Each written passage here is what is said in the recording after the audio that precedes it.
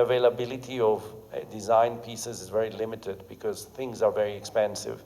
So all these architects, if they wanted to, if they needed something, if they needed a piece of furniture, if they needed a light, it was much easier for them to make it themselves. So that approach of making gave me the idea of starting my own brand in 2007. It was, I said, all the companies that I know of that I tried to knock at their door shut the door on my face, and because the reality is that nobody wants to work with a designer that is not famous. I mean, this is the reality, and you have to start from somewhere, and it's very difficult as a cycle to kind of, how do you enter this world? It feels that it's the doors are closed. It's a closed network, and you are not in. You're not welcome in, and so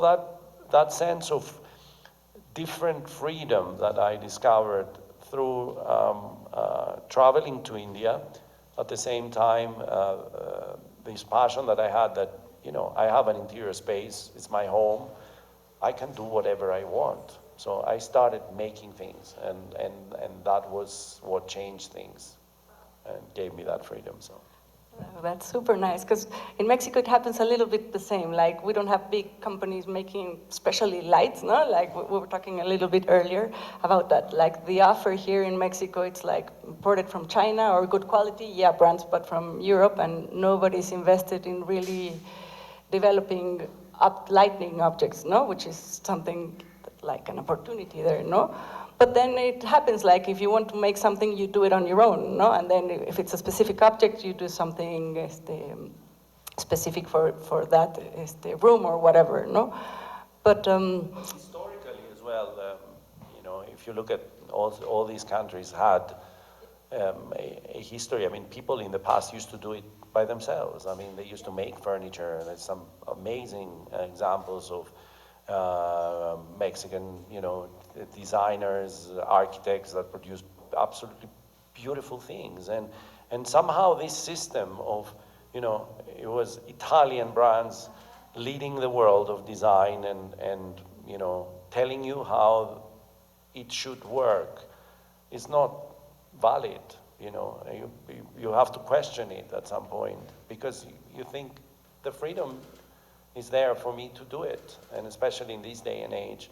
I mean, a great example, of course, is in Vienna, in the Wiener Werkstätte, which was a beautiful time when all these architects had all these beautiful workshops exploring their ideas in silverware, in wood, in anything, in lighting, in glass, and this level of freedom of actually having a workshop making things that they eventually specified and used in their interiors was absolutely fascinating. So why shouldn't these exist now? I think now is much more acceptable. There's a lot of designers, makers that are doing, but back then when I was a graduate, it was a no-go zone.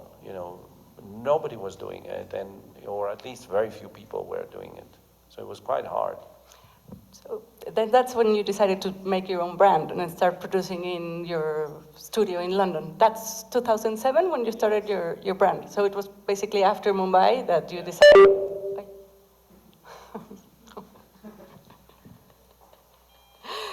And then you started with lights, doing lights, and then furniture on your own, or how was it? Why lights at the beginning? Lighting is a great passion of mine, and the first pieces that I started making were lights. I also started making smaller objects, and I felt comfortable with the scale of it. I made furniture, but I made it for my own home. I made like my dining table, some chairs, things like that, but somehow lighting was something that was magic for me, and it also had the right scale. And also starting a brand, I knew, being on my own and having to do it by myself, I had to focus on something. And I couldn't do everything, especially at that time. I thought, okay, maybe I should wait. I should start with something. So I decided to focus on lighting, and that's what made perfect sense.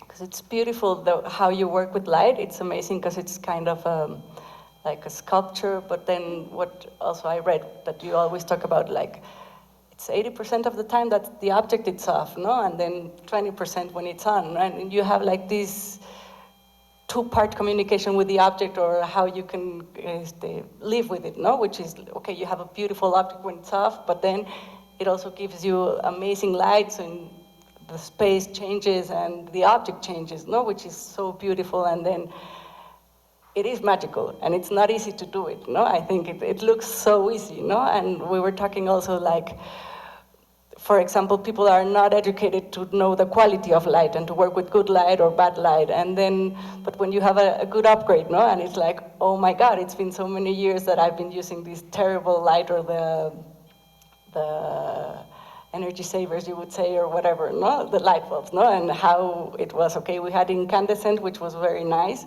Then it was like the energy savers, forget about the other ones. Yeah, but it was like, these are gonna save it's green light, no? And then it's terrible, it's super contaminating, and now we're changing, now we're getting in between, no? I think as to say. I think we're going back, and actually we're overtaking those limitations that we used to have. I mean, it had to happen in a way, because technology, they had to do a radical stop to the incandescent bulbs, which was a huge loss in terms of the quality of light that we used to get.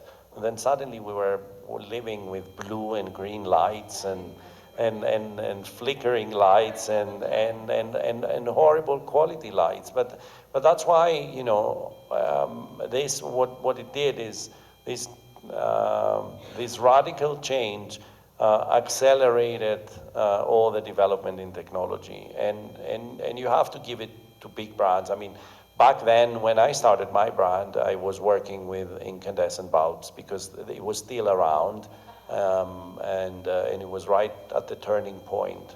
And then a couple of years later, I realized that a lot of the luminaires that I was designing, there were no bulbs for it. And I said, you know, what do I do? And then suddenly we're saying, oh, you know, but, you know, we have a bulb for you. And then they give you this bulb, and then you put it on and you say, this is horrible. I mean, how can I let my light fixture work with this lamp? And it's interesting because I was also limited as to what was around from, you know, bulb manufacturers, because the scale of my brand was pretty small. And this was what was great working with Floss, you know, shortly afterwards, was that there was so much access to that technology, and to actually change that, you know, working with temperature of light, working with efficiency, working with all these elements, that it was a real dream. You know, the first project was the string light, of course, you know, the way you operate it, the way you dim it, all these different factors that completely change your perception of, let's say, LED technology. So now that you're mentioning Floss, maybe you could tell us a little bit, how was the approach with Floss, or how did you meet? Because you were starting with your own brand, you were producing your things, and then it was like this opportunity, like you were saying, and I could imagine like a little child in a playground, no? Like, oh my God, I can do all these possibilities. But how was the approach, or how did you meet with Floss? Well, it was a dream come true for me, because even in Cyprus, in the small island, I grew up, there were very, very, very few shops. And I remember specifically there was one store that had all the major imports of Italian brands, from Floss to Cassina to B&B.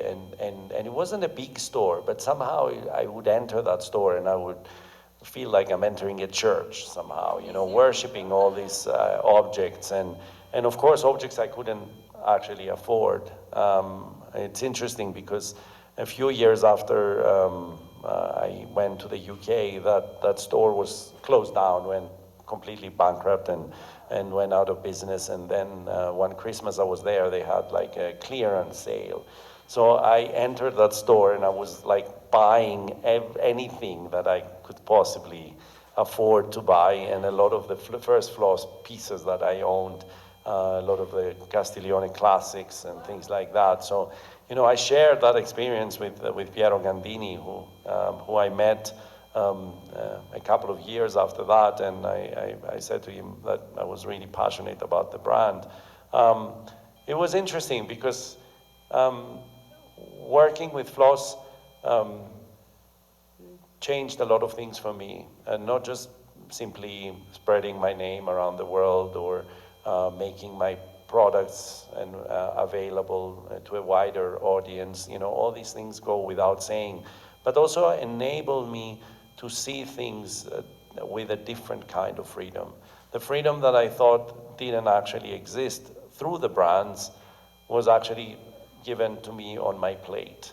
But it was a very interesting dynamic because I had a beautiful relationship with the company. I still do have a beautiful relationship with the company. So, I was given all the freedom in the world and say, this is how we can help you expand your ideas and your perception. I mean, interestingly, the string lights was a project